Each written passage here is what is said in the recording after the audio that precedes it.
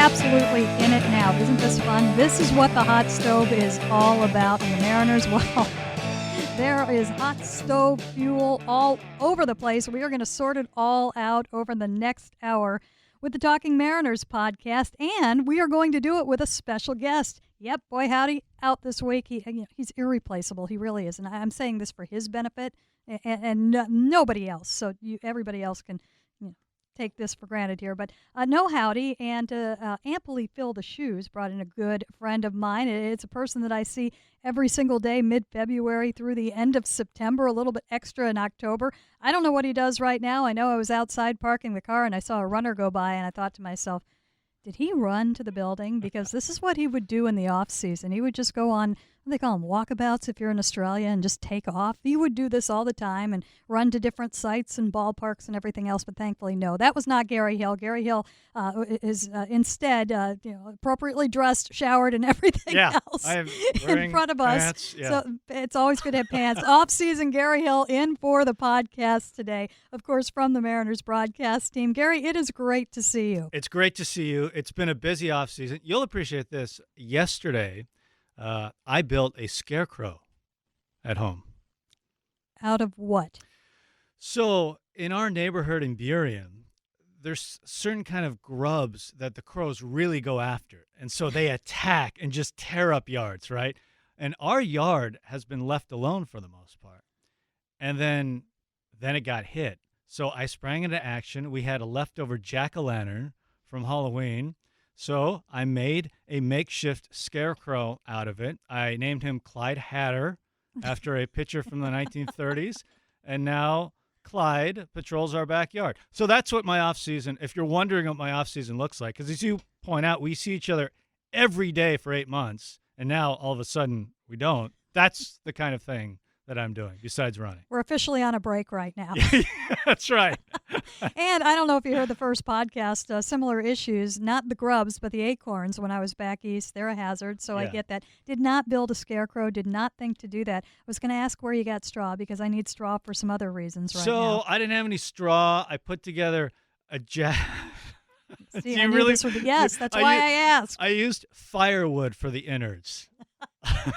It's a highly flammable. Ooh, but there's a tie to the hot stove here, I see. Yeah. If we need a little bit more, scarecrow is gone. And I named it after a pitcher. It all connects to hot stove. It's all right there. And there are people sitting at home thinking to themselves, that means they're getting Max Scherzer, doesn't it? That's what it means. Yes. Read between lines, everyone. That's what this is about. They're trading Emerson Hancock. Wait. Grubs. There's got to be something with the grubs. I don't know what it is. You really do have to be careful what you say. It's a pretty volatile time out there right now in terms of rumors and everything else.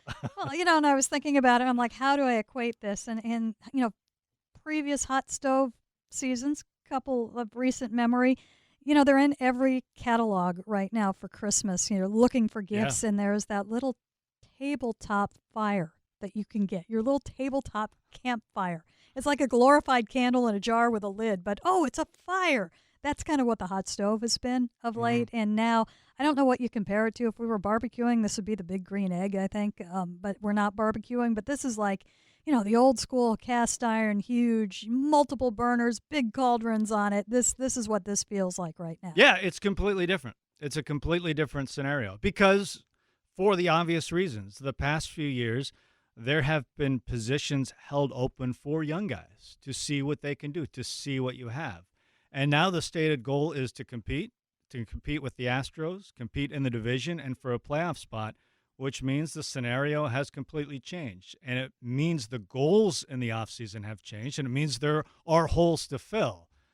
It's a very exciting time. I mean, this is great. I love the baseball offseason, and there's nothing better than this. And there's a lot of great options. Question number one, and I got this on a show a week ago, and I was actually kind of surprised that there was any question, and it made me then question the question, but I still feel pretty good about it. I mean, this is the off season, right? Yeah. This is the big one. Yeah.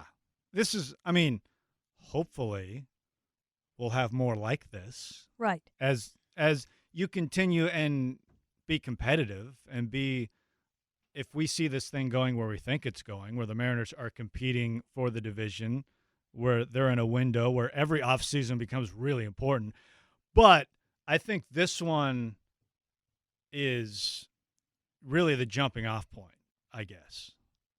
Like it feels like starting with last season, they're in a completely different spot. And it starts with this offseason. This is the jumping off point because they have the resources and they have a number of holes to fill.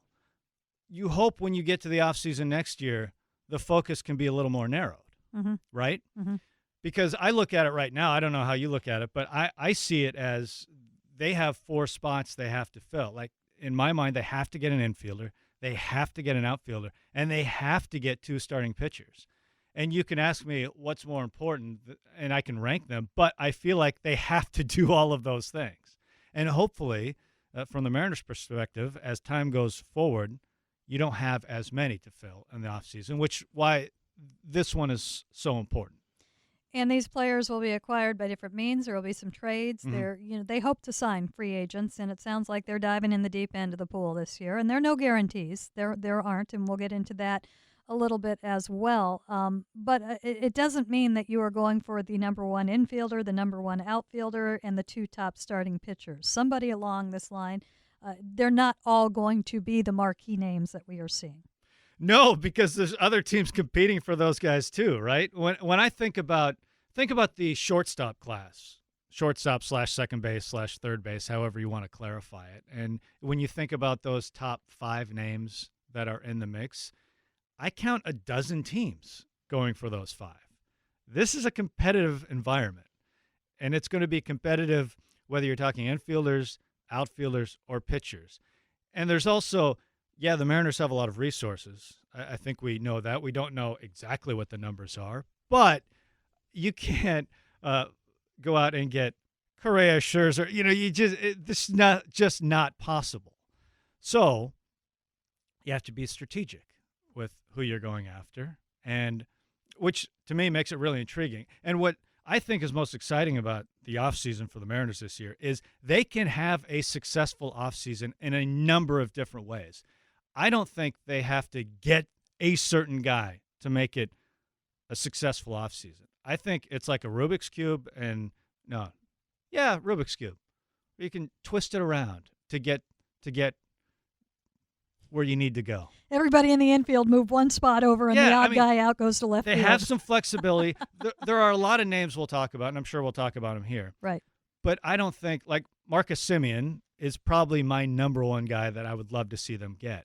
But there are different ways to make their offseason happen without getting Marcus Semien. There's enough targets out there to make it work and make a successful offseason. Okay, we are going to talk about targets known and not known and other areas that you might look in, but I want to get some bigger picture thoughts from you. First of all, the CBA is all the talk right now, and my vision is this whole thing's going to come together in 2 weeks and the end of January. How do you see all of this playing out? Yeah, I think it's going to take a little while because they're dealing with some big issues. Obviously, economics is always and by when I say that, I'm not so sure about, I think the CBA will get done before then. I do think there'll be a lockout, but I think as far as the market and the free agents, it's going to be a flurry at the end is what I'm saying. Sorry. No, I agree with that because I think it's going to take a while for the CBA to come together. They're dealing with a lot of different issues, a lot of big issues economically and with the game. So it's going to take a while to hash it all out. There's going to be a lockout. I don't see any of the top-tier free agents signing until after the rules are clarified. And so, to your point, I don't see – we're going to see a flurry at some point, and it's probably going to be in January, would be my guess, after the holidays and maybe the end of January, maybe right before spring training. Like, I don't know what it's going to look like. I don't know the exact timing, but I feel like we're on the same page with this. I think we see this playing out the same way. Okay, I'm somebody who's got like buyer's anxiety, and the more that I have to spend on something, the more that I want to get it right, and the more choices they are, well, I just fall apart at that point. So this would be an absolute terrible position for me to be in. If you're the Mariners, how do you handle that? Because if they're, they can obviously cast a very wide net, and as the first player going to set off the dominoes, if there's a guy that you really, really want, you have to hold out a little bit longer. I mean, there is a risk that you could hold out too long. Yeah. How do you approach this? Yeah, and that is a risk because if you're holding out for a guy and meanwhile other guys are getting signed around you, and you're holding out for one guy, and then he signs somewhere else. You're left there. You're stuck. And, that's where I think a lot of the legwork comes in before the signing. It's the communications with the agents, it's everything else, and getting a feel for the market and what's going on around. In your scenario, things are going to happen pretty fast in January, but hopefully by the time you get to that point, you have a better idea of what's going to happen. But I think you have to have conviction. You don't want to sign guys that you're lukewarm on, right? You want to go after and get the guys that you are really excited about and that are fits for your club. Which makes it, I think, even that much more, because I think there would be a temptation, initial thought, throw something out there that's above and beyond and see if somebody takes it. I don't know if that's possible, if anybody would at this point, but you don't want to overshoot either, I would imagine. Yeah, you don't want to overpay, but overpaying to some extent for a guy that I would rather overpay for a guy that you were thrilled about than get a bargain on someone that you were just lukewarm on. Does that make sense? Do you think they have a top number one? Yeah, I think they have. I think about it in tiers. I think they have a top tier, and I think they have a secondary tier that they would also be thrilled about. I think there are a number of different guys. I don't think they're just focused on one or two. I think there's, like, I look at the situation the same way. There's a lot of good players available, and I think a lot of good players will help this team, and I think they look at it the same way. I wonder if that's going to help in the negotiating. We don't have to get this player, but then again, if you say that on every player, you might end up with nothing at the end. It's so weird how it's going to work, and especially when you think about the market setters. When I think about Seager, Marcus. I did say that.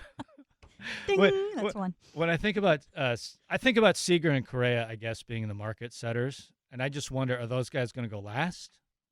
Is one of them going to pop first and set the whole thing? Like, I don't know. I don't know how it's all going to work. One thing that I think that is worth mentioning right now, and I think is getting missed by many, and we just talked about this a few minutes ago when we were waiting to tape this, there are a lot more players in this than I think people realize. I think a lot of people are kind of thinking and hoping that it's now the Yankees, the Red Sox, the Cubs, the Dodgers, and the Mariners. And it's not. There are a lot. And Jerry DiPoto, actually on the Mike Salk show this morning, acknowledged that there are more teams that are in a position to do what they are trying to do right now. And he thinks that's actually sped things up. But that list has some surprise entrants on it that actually could do a little bit of damage and certainly be competition. Yeah, when we look at all the names being thrown around, there's no guarantees with anything, with the number of teams involved. I think there are a dozen teams that are competitive for the top of the market. And the Texas Rangers, a great example. We just saw the news yesterday that they apparently are willing to throw out $100 million this offseason. So what does that look like? So this is going to be a very competitive field for the top of the market, because the other thing you have to think about for the teams like the Astros, who potentially could lose Correa, well, they're going to be in the market for somebody. They're going to have to replace Correa with somebody. So who do they go after? So it's kind of a domino effect depending on how things shake out. And it's interesting. I'm very curious to see what happens with Texas, for example, because I've been curious if a team would take on an experiment, because Texas, a team that won 60 games last year, and they have a lot of holes to fill. And when I see a number like $100 million, this is probably not a team that's going to sign like Scherzer and Correa, right? But what if they just dipped into the secondary market and signed 5 or 6 different? I think about Eduardo Escobar, right? Mm-hmm. Really good player. 33, sign him for a couple of years, high dollar value, low years. But what if they did that with 5 or 6 guys? They could change their team overnight. I've been waiting for a team to try this experiment.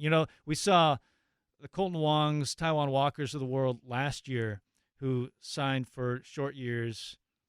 Not a lot of, they were in that middle tier market. What if Texas went out and spent a bunch on guys like that? I think it would be a very interesting experiment to watch if they did that. I don't know if there's enough pitching out there for that to work. I don't think there's, no, not at all. I mean, pitching, it's its whole, when we're talking about the free agent market, pitching and offense, it's a completely different conversation. Where are the Mariners going to get their pitchers? this this is a great question. I think they need two.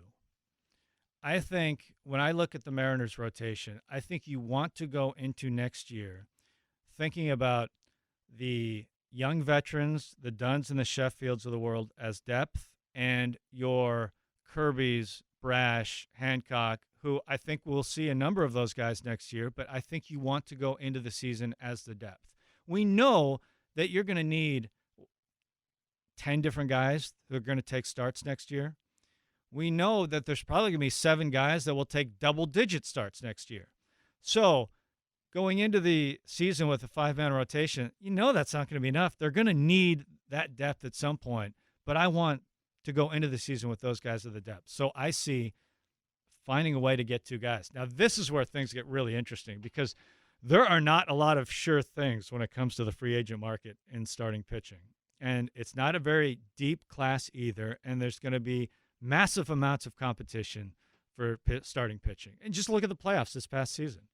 I mean, the best teams in baseball ran out of starting pitching. And we didn't really have an ace hardly anywhere, right? That's right. That's right. So there's a couple guys that I think would be great fits. Eduardo Rodriguez is one that I think would be a great fit for the Mariners, but Mariners aren't alone in that. He's going to be sought after. So what I would like to see happen is there's a couple ways that this can go. And I know everyone wants Scherzer. Who doesn't want Scherzer, right? I would rather split that into 2 different guys if you're going the free agent route. Eduardo Rodriguez. And the thing that I've really liked about what the Mariners have done the past season is they've really identified guys. And we've seen it go down the list. And it's been a lot of relievers, but it's been Chris Flexen too and some starters as well. I would like to see if there is a guy they identify kind of in the lower tiers who can be the next Robbie Ray, who's also a free agent, or who can be the next Rodon, who's also a free agent. I mean, is that Matz? Is that somebody in the lower tiers that they identify that can be one of those guys that can pop next year? Mm. This is where I think trade could be a factor too. And there are some big names that I love. Herman Marquez from the Rockies. That situation is unstable, I think, in Colorado. They could be willing to let their ace go. Luis Castillo with the Reds is someone I love. The Reds, I think the term is, what term did they use? They said they're aligning their resources, the roster with their resources, I think. So there's going to be some move. There's already been money movement with the Reds. Maybe they would be willing to do something. The question is what are they going to ask for? And that's the unknown. Because I'm not giving up Julio for those 2 guys. And either of them. Are they both 2 years? Yes. Okay. I believe they're both 2 years. They're both really good, but the question is, what are they going to ask for? There's always that other side that is the unknown to us. We don't know. I'm sure the Mariners would love to have either of those guys, but what is it going to take? And that's the question. So I could see this working out with a free agent and a trade, getting 2 guys. What? And, I would love for them to bring back Paxton, too, as a third.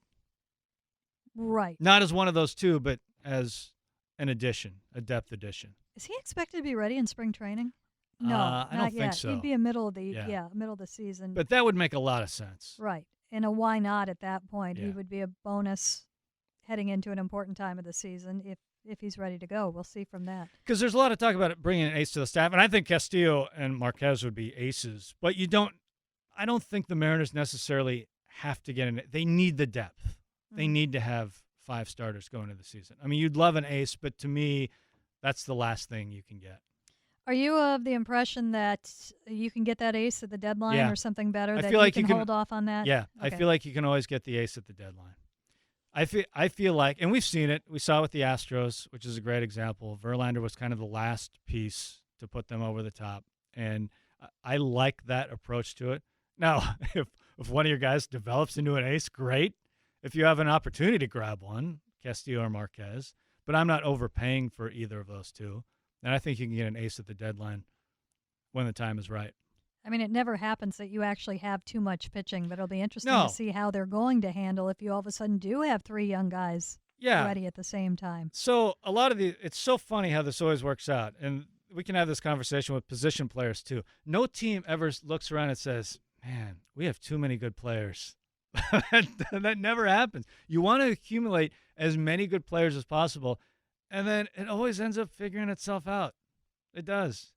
Like you never end up saying, yeah, we have too many starters. That just doesn't exist in baseball. It doesn't. What do you see at third base? So that's a great question. I see them getting an infielder, which could be third or second. Simeon would be my favorite. I think he is the perfect fit in so many different ways. I mean, the numbers speaks for themselves. I don't know if he's going to repeat what he did last year as an MVP candidate. Even if he comes anywhere near it, that would be amazing. That would be incredible production. Really excellent offensive player. Excellent defensive player. Combining Crawford and Simeon up the middle would be amazing. It's been fun for us, and I know you've seen the same thing a million times, watching Simeon develop as a guy. He was not a good defender when he came into baseball. He was not a shortstop when he first came to the A's from the White Sox. He developed into that. I think development right now is the most important thing any organization can do, whether you're developing draft picks, free agents, young free agents from the Dominican, or major league free agents or minor league free agents. Anyone in your development is critical, the minor league level and the major league level. And we watched Simeon develop into this, one of the best players in baseball. And whoever you sign is going to be a clubhouse leader. And Simeon, from all that we know and have heard about him, that is a guy that you want to be leading your clubhouse. I think it would be a perfect fit. And he fit at second. So that leaves the question, what about third? So I'd be comfortable with Toro starting at third as long as you take care of a Simeon at second and add an outfield bat as well, because that really lengthened out the lineup. So it all kind of fits together with me. What if you could? Here I go. I did the what ifs a few weeks ago, and they were a lot of fun. What if? Okay, you had to choose one. That your big get is going to be Marcus Simeon. You're going to take care of the pitching, and that is going to expend a decent amount of your resources. And then you are left with, you have the opportunity to trade for a third baseman, possibly from Oakland with 2 years left on his contract. I don't know who you're talking about. Or make a substantial addition to the offense. I'm sorry, to the outfield. Okay, so this gets to philosophy, because going into this offseason, I would prefer to fill as many holes as possible with money. I would like to hold on to as much prospect capital as I could. And I love Chapman. Don't get me wrong. What have you got against Chapman? I am such a big Chapman fan. So part of this answer, I guess, is who are you getting in the outfield? But that's okay. Let's say it's Suzuki, or let's say it is. You want to go with my favorite just to make this? Are we going the rabbit stew guy?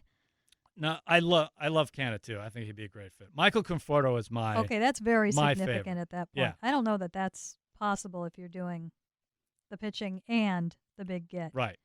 But let's just play this out theoretically. If you're giving me the theoretical option, I would rather sign Conforto and have Toro at third. No. Oh, you would rather, okay, if you sign Conforto, you have Toro at third. Yeah. Okay. You would rather do that than trade have for Chapman Yeah. at third and then have the equivalent of a Toro as your fourth outfielder. Yeah, because I see because, again, I would like to solve as many things with free agent money, hold on to as much capital as I can for use later on. And I see an outfield as a need, maybe more so than a lot of people, because I do see DH rolled into the outfield spot. So I look at it as a 4-position spot, 3 outfielders and DH. Well, let's get into some of Yeah. DePoto's comments from yesterday, blatantly stealing from Ryan Devish's Twitter line here, because Sounds good. he did so well, Twitter thread on the conversation that DePoto had. 70 minutes with the media down at the GM meetings yesterday. A couple of tweets here that are relevant to the outfield. DePoto said he's still uncertain about Kyle Lewis's status for spring training and that they won't be able to project his role until they see him in February. Lewis has not resumed baseball activity. That is one.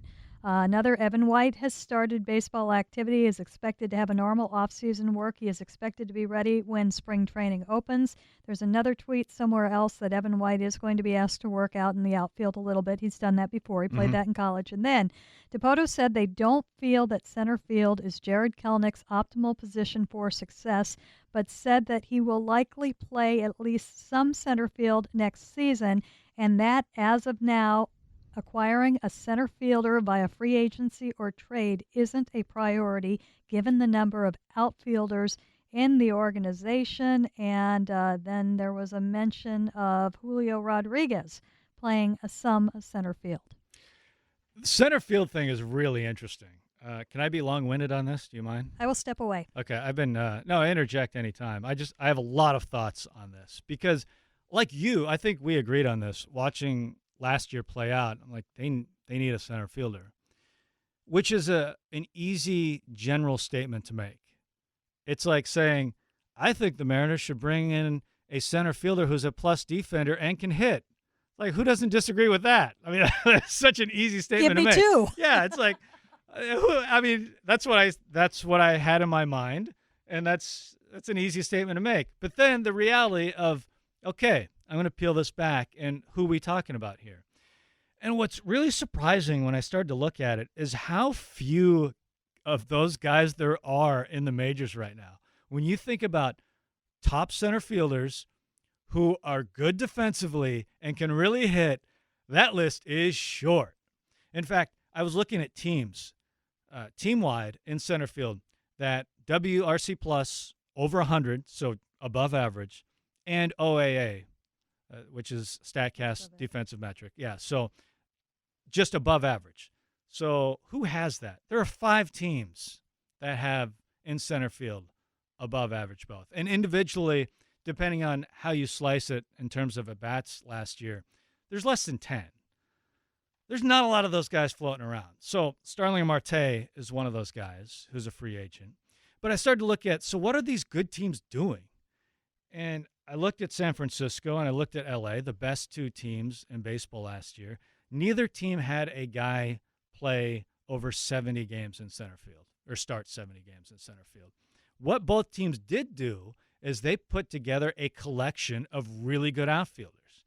And so the Dodgers, for example, Chris Taylor played some center, Mookie Betts played some center, Bellinger was in center field, and San Francisco had, their collection of guys play as well. So as I looked at the Mariners situation, and I agree with that statement, we watched Kelnick play in center field last year, and he didn't rate out great in center field. But I'll say this, and this gets back to my development comment. He's really young. He's got a lot of talent and has the skills. I don't think we can watch him for half a season and say, that's it. He can't play center. I think you have to leave room for a guy getting better. And I think with his skill set, he can get better in center field. And while I agree with it's probably not his optimal position, it may be optimal for the team right now. And he doesn't have to play every day in center. Like if you brought in a Conforto in left field, it would be optimal for him to play center field. And then you're looking at an outfield plus DH of Conforto or Canna or whoever. I'm just using Conforto as the example here. Kelnick, Julio can run in some center too. At some point, I think we'll see him during the course of the season. Haniger and Wright. And the thing why I connect DH to outfield is keeping Haniger healthy was a big key last year. And I feel like you have to do that again. You have to keep DH open for him to be in that spot again. In fact, I would like to see him DH even more next year. And if Kyle Lewis can be a factor next year, I think DH is going to have to be a part of that. And so you end up with a collection of really good outfielders like the Dodgers and like the Giants. Are they going to be as productive? I don't know the answer to that, but that's how I could see this situation going, because you're talking about there's one free agent center fielder in Starling Marte who's going to be really sought after.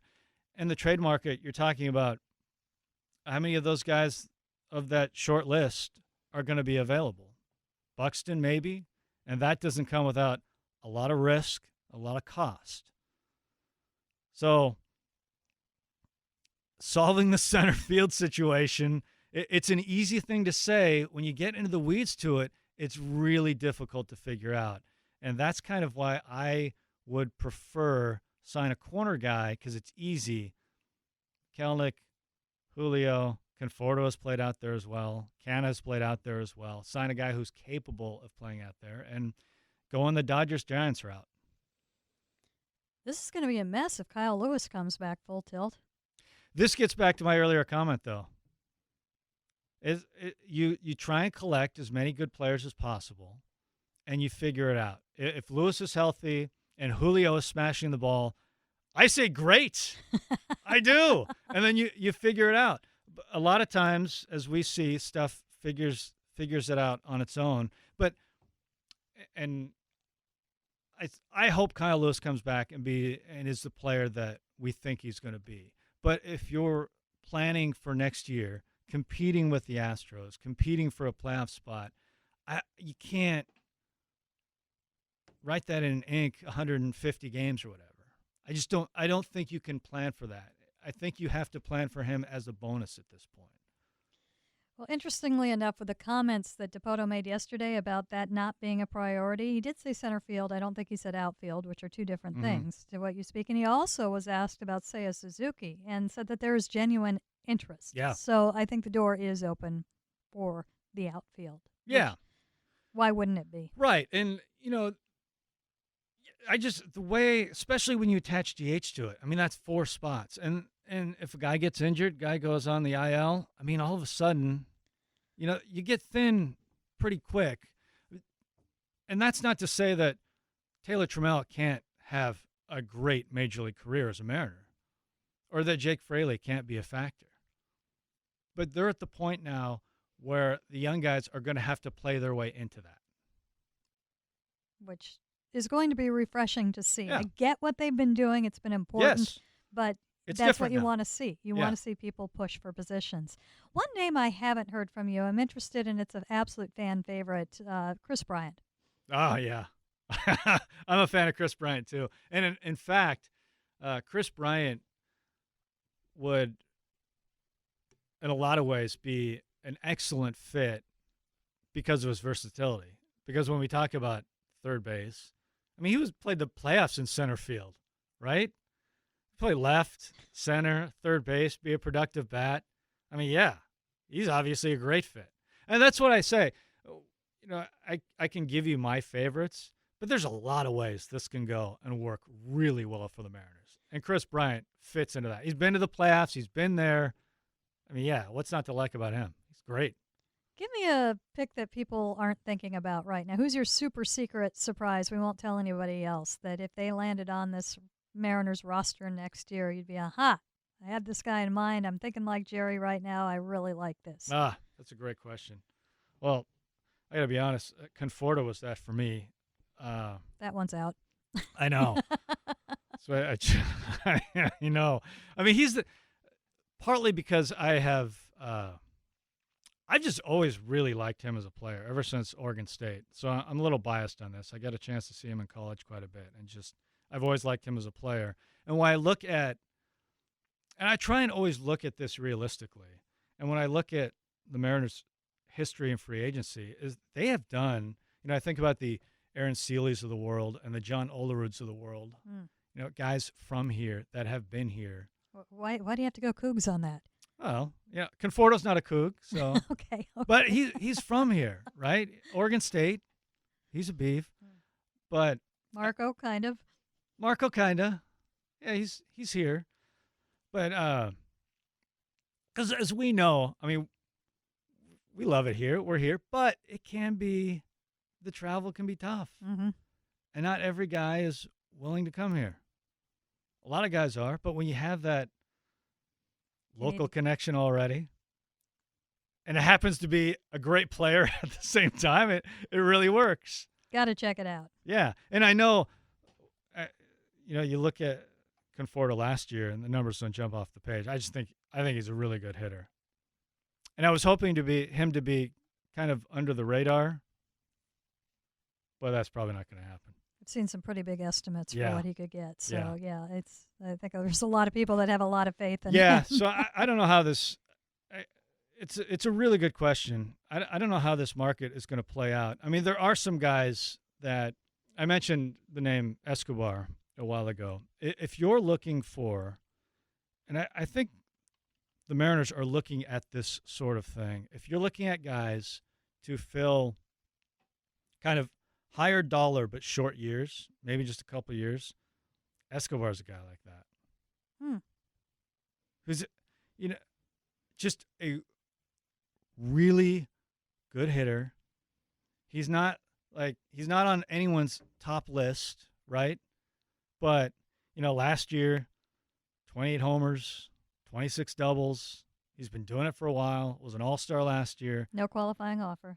Yeah, and in the short term, he'll give you really good production. I think there are guys like that can really help a team. That won't cost what some of the other names we've been talking about. Yeah, no, I like him a lot in that, he's 33, so he's not going to have one of those monster contracts at that point. Yep. He's got a good track record and a little bit under the radar, and I almost secretly hope that he gets something good because these are the exact guys that haven't gotten things good in recent years. And that gets to what I was talking about with the Texas Rangers, with all the money to spend. You're right. I mean, there's been, I don't know what the mid-market, I don't know what to call this type of guy, but they haven't been, the guys at the top have continued to get their money. Mm-hmm. It's this middle group that in some ways have really been shut out. And, if a team sopped up 4 or 5 of those guys, it could really make a huge difference because there tends to be a lot of them that float around. And I don't know what's going to happen if this really becomes a sprint in January with the signing, what it will look like, after the top guys go off the table. I think one advantage will be a lot of them are Boris guys, and DePoto does have a good relationship. The Mariners have a good relationship in history with that group, so I think that would help. But he could have huge influence and impact, as he usually does in that situation. Yeah, I feel like at this stage, you have to have a good relationship with Boris. He's got it. A lot of the guys we're talking about are Boris guys. Yeah. What, Bryant, Simeon, and Conforto are all Boris guys, right? Yeah. But it historically hasn't always been that way. But DePoto, that is somebody that he has not been shy about dealing with, which is a plus right there. Yeah, and Simeon just signed on with Boris too, so that was interesting right there. It's what makes this offseason so interesting to me because there are so many different names we can talk about, and there are so many different guys that I think would really help the Mariners. And I just can't wait to see how it plays out. Do you consider guys like John Gray, Eduardo Rodriguez, Anthony DeSclafani, are these guys attainable, do you think? Yeah. But the competition is going to be pretty fierce. Rodriguez would be great. I think there's going to be a lot of teams in on Rodriguez. And John Gray is really interesting to me because you look at like his breaking stuff outside of Colorado and it really plays. So what if he spent a whole season at T-Mobile Park?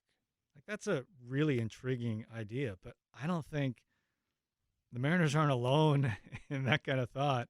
And as we talked about, man, the starting pitching market. Name a team that's not looking for a starting pitcher. Yeah, and that's something that Jerry DePoto kind of threw in his early comments. Well, we're going to be looking for starting pitching like everyone, and people were like, well, that's just kind of trying to just kind of qualify it. And if you come up short, and I'm like, no, everybody is looking for it. It's legit. Yeah. And it's why I think you have to be, if you feel like when you're talking about your prospects, and they have a lot of good pitching prospects, if you feel like your guy is going to be an ace, That's a valuable commodity. That is really hard to let go. If you truly believe that, just let's use Brash as a name. If you feel like Brash is going to be an ace, you can't just let him go for whoever. I mean, because getting the top tier guys is so hard. Getting an ace right now is so hard. Forget ace, getting a number 1 or number 2 is really hard right now. You're of the opinion that there are truly no untouchables, or Correct. that there is always There's a always a deal deal. that can be made. I find it hard to believe that the team would ever trade Julio Rodriguez. Oh, I agree with in that. he's foundational. They built Yeah. everything around him, and it's YouTube channels and everything else. Yes. That seems untouchable to me. Yes. After that, how do you kind of rank the pitching that they have? Because you have guys that are kind of grouped in when they were drafted. We hear different things kind of behind the scenes, and as far as their development goes, it would appear George Kirby is the closest. Emerson Hancock is a higher pick. Mm-hmm. Brash came on out of almost nowhere, but the stuff we know that is ranked among the best on paper. How do you think that they look at who would be the next untouchable, or who might be somebody that they could trade for another potential finished type? It's a really good question. It seems like we talk about all those guys in a group all the time, right? Well, and so if there are that many, if they truly feel that way, Yeah. you got to be willing to let somebody go. To get something else you may need. Castillo or Marquez, just as an example. Right. Yeah. Who would you use to grab those guys? It feels like Kirby's at the top of that list. That's to me. What I think. He's the closest right now. He's Even though we saw Brash last year, I think Kirby is truly the closest. He's the closest, and his upside seems off the charts. I mean, a guy that can touch 100 with great command, I mean, that seems... I can't wait to see how this plays in the big leagues. I mean, never mind everything that we're talking about right now. Let's jump ahead to June next year, possibly sooner, and see what this looks like against big leaguers. That seems like a good skill set to have. I mean, because I think we're going to see him this year in a Mariners uniform. I would be shocked if we didn't. Yeah. I don't think he'll start the year with the Mariners, but I think we'll see him. I think we'll see a number of the young guys at some point, young pitchers that we're talking about. And Kirby will probably be the first. But yeah, he feels like number 1 to me. And Brash, as you point out, I mean, really stepped into that conversation as being kind of the next guy, I think, given the year he had. And to the point where I know we didn't see him, but he got called up at a time where they were fighting for their postseason lives. And I don't think they were hesitant to put him in the right situation. I think we looked at this the same way. The right situation just didn't develop to get him into a game. No, we didn't see it. We were kind of playing along with the whole thing, and we didn't see it. Yeah, I think they would have used him, but when you're in a one-run, it seemed like every game they were in after he came up was a one-run, everything on the line, and that's not the time. Right. You can't throw him into that situation. So they didn't, which I think was smart. But when they needed a guy, they got rid of a veteran pitcher to bring him on, which I think makes a statement about where they think he is. I wonder if there's any thought, and we used to see this a lot in the past, and we don't see it as much, but I wonder if there is any thought of bringing up any of these young pitchers and starting them in the bullpen and having them work out of the bullpen. Kind of a White Sox thing. Yeah. They've done that through the years. It's a good question, especially if, let's say, they get 2 starters to fill out the rotation, and they've got 5 guys clicking along. Yeah, I could see something like that. I mean, why not? Get them innings at the big league level.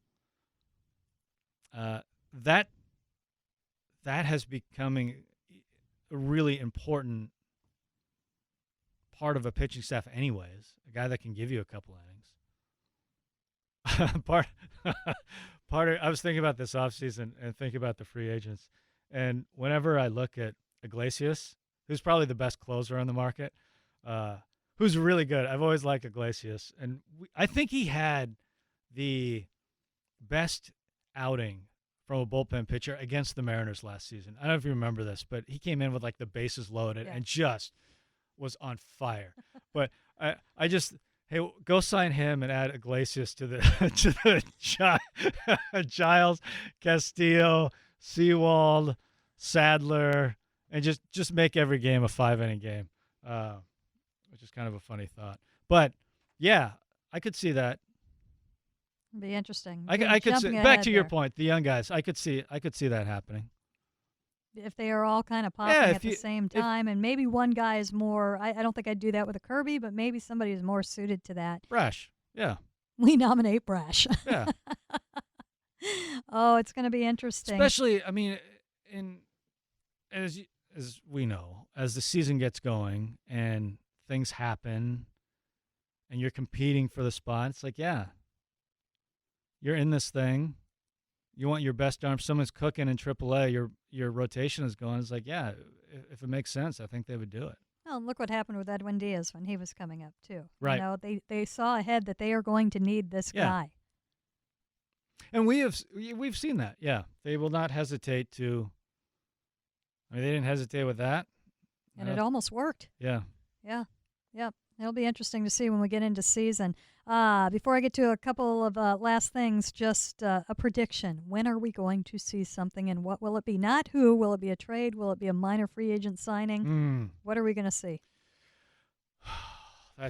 They can't claim Wade Miley. Holy cow. No, are they you can't. kidding me? No, they can't. Back to the Reds. Yeah. I do not have a great. The only thing I don't think the top guys are going to sign until after the CBA is figured out. Until then, I don't have a great feel for anything.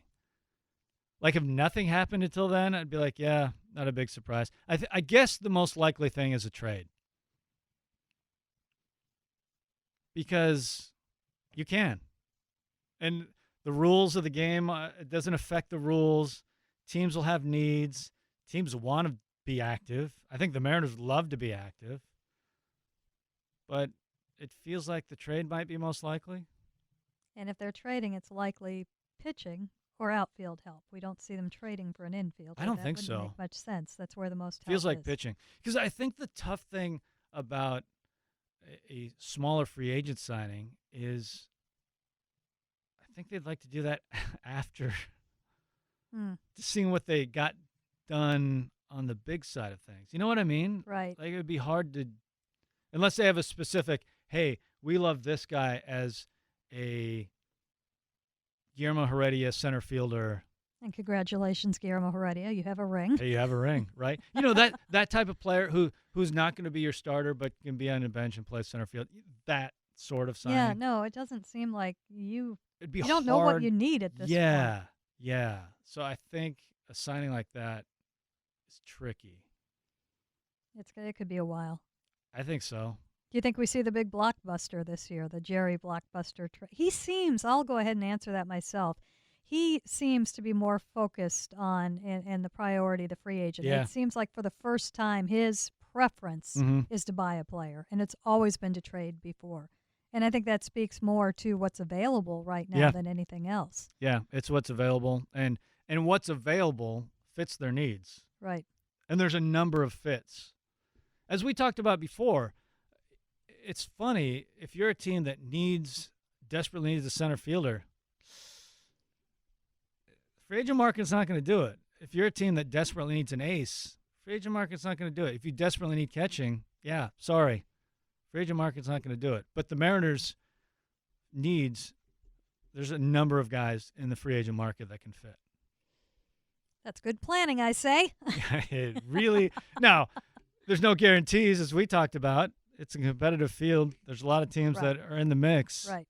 So they'll have to be aggressive. And I can't wait. I love this. We'll see how it plays out. And one of the things I love is two of the names that you've spoke about and that we're very high on are West Coast guys. One, absolutely the area. The other, which is Conforto. The other, Marcus Semien, definitely a West Coast guy. Although the Giants scare me on that one. Yeah, they're on the West Coast. They are definitely on the West Coast and very close to home for him. We can verify that. They could. That's an area they could go. Absolutely. I mean, he's a Cal guy. There's we can we can talk about how much we love Marcus Semien. He'd be a great fit, which is true. Hopefully he's into the fine dining and rabbit stews, too. But I mean, you could sell him on that. Marcus Semien would be a great fit everywhere. This is true. I mean, if you hadn't noticed that he's like top 3 in the MVP voting Toronto right now. Toronto would love him back too. Is it ridiculous to be talking about a MVP, a legitimate, a finalist? He's not a candidate anymore, a finalist. Finalist. I guess it's not ridiculous to be talking No. about it, but it's. In a different year would actually have a shot at it too. Well, I'm hoping they have a shot at it right now. No, I'm talking about Semien winning the MVP. Oh, yeah. He would actually have a shot at winning the MVP in a different year. Yes, that is taken, thank you. We're going to work on getting him 2 years from now. In fact, as the season kept going, I was like, can you slow down a little? Like, do you have to hit the most home runs by a second baseman ever? 30 would have been fine. I mean, now you're getting now obnoxious. You're the 40s. Let's just settle down. Come on. Let's just settle down. It's absurd. It's interesting. It doesn't seem like the East Coast teams are focusing on him. And I'm sure Toronto want him back, but we're not hearing him with the Yankees as much, which is probably pretty good right there. Yeah, it might be. Maybe it's been put out there that. I mean, which is not to his advantage to put that out there, of course. But things get set. And I mean, the Dodgers are going to need a shortstop, and I mean, everybody out here is. Oh, they have Turner, but they'll need a second baseman. Oh, that's true. Yes. But again, planning. But as we know, these guys are people, and so as much as the money is a big driving factor, which it is, but there are also other likes and wants and needs for players, and sometimes it's, hey, I want to train in Arizona. Right. Sometimes it's, I want to be on the West Coast. Right. Because I have, family. There's so many factors that generally we don't know about that goes into decision making. This is true. And everybody kind of poo-poos that, but you've earned that right. That's one of the things you work toward is the right to be able to pick. Yeah, and when you get deals that generally are around the same, right? If no deal blows away any of the others, and those become the factors that you think about where you're going to live next. And as cold as Seattle is in April at night down by the waterfront, it's still a lot warmer than San Francisco. Yes. Yeah. All right. Well, hopefully we can revisit some of these things. I think it's going to be a while before we have actual people that are Mariners in Mariners uniforms to talk about, which isn't as fun. But, the hot stove, so much going on, so much to read into, and you're doing your homework. I'm doing our homework. The readers, the listeners, everybody. It's good to see everybody enjoying it. Yeah. One last thing, too, that I'm really excited about after the shuffle of all of this, I'm anxious to see who they bring in as minor league free agents. Who are the next Seawalds of the world? I mean, we have seen them knock it out of the park the last 2 years with on the development side, back to an earlier conversation. And it really piques my interest now when we see so-and-so signed as a minor league free agent. Maybe in years past, wasn't much of just a blip on the radar. But now I'm going to be really intrigued by when that news starts to roll in as well. I would imagine it's a top destination for that type of player, Absolutely. But there's only so much room. Right. So we'll see. And, if you have an excess, great, you can do some trade. There are, some thought that you could see a reliever traded because exactly of this. We will see as it moves forward. But, it was, and is there another Chris Flexen out there? Doesn't sound like it. I don't know that, maybe there is. Maybe Jerry's holding his cards tight on that one. But, again, what they've been able to do with pitching, that is an absolute plus for them. So what does a Gary Hill winter look like? Growing a beard usually happens in the winter. A lot of basketball. Hoops, Washington hoops. Do some of that. I enjoy the hot stove. Do we have word on when that's starting? Oh, the show? I like the hot stove. We just do them whenever we want, actually. Show, we just stop and have one in the middle of the street and stuff like that. The actual radio show starts in January. But I like the actual baseball talk, hot stove, Twitterverse. Twitterverse sometimes it isn't fun, but it is what it is. Yeah, it is.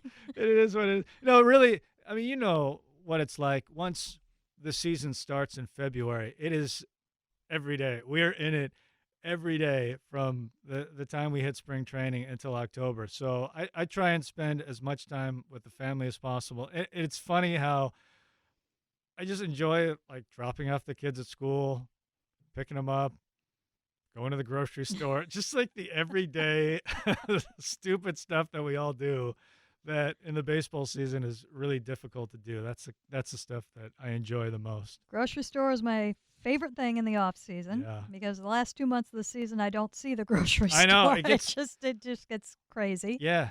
And It- this year, we have to prepare a little bit better for next year. I was not ready, and I had thought about this in the past, but Mhm. physically that takes a toll Yeah. when you are in it at the end. When every game. Yeah. It it's funny too, because I don't know about you, but man, it got to the last day. I'm thinking like this could happen. We brought our bags, and I'm thinking I'm saying goodbye to the family, and I'm gonna see them. In 2 days, in Yeah, 6 a week. days, But and but yeah. I have thought like I'm gonna be on a plane after this game, and so the suddenness after the game was over, and it's like it's over. It's done. But yeah, and then it hits you like I'm tired. Just kind of going on adrenaline the last few weeks of the whole thing, and it just not realizing it until after it's all over. It's like, yeah, you're right. The possibility that you could have had 3 days in in 2 different countries in less Yeah. than like 36 hours. I It wasn't know. even 3 full days, 3 games. There was no way. And the way the Mariners season had gone up to that point, I was like, well, yeah, this is obviously what's going to happen. It's going to be total chaos. We're going to play everywhere in the next 3 days. I mean, it's going to be madness, and it's going to be great. It's going to be the best ever. I had, because I was not going to fly with you, 4 different plans just for the first day. I know. We need to pull, when we get to Hot Stove, I think we should have a debrief with Jack Mosselman and just go over what Yes. that final couple weeks was like. Yes. Because he must have had 1,000 rooms booked in 4 different cities, flights. I mean, I don't know how he does It it. was hard enough just to read the email and go where I was told, Right. let alone if you had to set that up. Plan for the whole thing. I do not know, but yeah, that's part of my off season. Is there will be definitely more green juices drank and more steps and miles logged, and just being ready for a longer stretch. It's totally different. Longer stretch, and as I was talking about this with my wife during a World Series game at the end of October, going into November, just thinking about, man, I hope this is all of us, next year. I hope we're in this spot where baseball doesn't end in October. It just keeps on chugging along through the entire month. That's where we all want to be. And hopefully this offseason will help us get there. Well, we've had plenty of years to get ready for it, so we better not blow it when it happens. Don't blow it. That's good advice. Oh, no. I'm going to say that to y'all before the first broadcast of a postseason game. I'm just going to throw the pregame show over to you. Don't blow it. Don't blow this. Well, Gary, it was great to have you in, and we will definitely do this again and just, continue enjoying, following. I kind of envision that you've got like the whiteboard up at home like you did with the playoff scenarios and the 12 different TVs, and now it's just kind of, I don't know if you watched Homeland years ago, but Carrie, the CIA agent, had up in her I think it was her living room, just cutouts of all of the key players, and some of them had X's through them, and then there were just strings that would attach others to others, and trying to figure out the whole puzzle. I currently have, as a permanent page open on my computer, the free agent class organized by position and war, just up all the time. Just as I peruse, just randomly. So yeah. you could probably recite the top 10 I right know, now. I know. It's such a problem. It's such a problem. Okay, well, I hope you get a day away from that every now and then, too. That's good as well. Yeah, get a breather. That'll be the day something happens. I know. I mean, while we had this conversation, who knows what happened? I don't know. Well, I didn't shall check. see. Wait, who's that? No, that would never happen. I will say this. I mean, in past off seasons, I've said it's not even worth investing in the possible trades because he goes in different directions, looks Yeah. for different things. And even though we've kind of learned how he does that, the possibilities are still just far too many. You are Mhm. going to be surprised, Mhm. probably, if he pulls off a trade. This year, I think it's a little bit more clear cut. I think the candidates, particularly on the free agent side, Mhm. I don't think there are surprises. Yeah, I agree with that. Yeah, I agree with that. I think there are, as I've said a few times, there's a different ways to put it together and make it happen. But yeah, I don't think the names will be unfamiliar to us, especially on the free agent side. Trades are always, I mean, who knows? There could be a surprise there. There always is. I don't think anyone's ever predicted a Jerry trade correctly ahead of time. I'm sure Howdy would say he has, Oh, but we'll yeah. we'll debrief him on that next week. Gary, thank you. Anytime. It's great to be here. It's great to be here. It's great to be here. It's great to be here. It's great to be here. It's great to be here. It's great to be here.